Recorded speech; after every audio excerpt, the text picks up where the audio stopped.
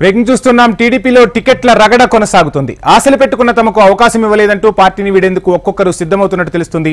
Razole ticket ఆశించి భంగపడ్డ గొల్లపల్లి సూర్యారావు ఇవాళ టీడీపీకి గుడ్ బై చెప్పనున్నారు.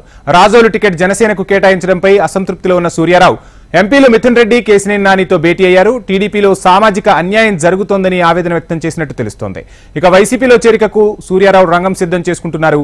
ఇవాళ తాడేపల్లిలో సీఎం జగన్ ను కలవనున్నట్టు సమాచారం.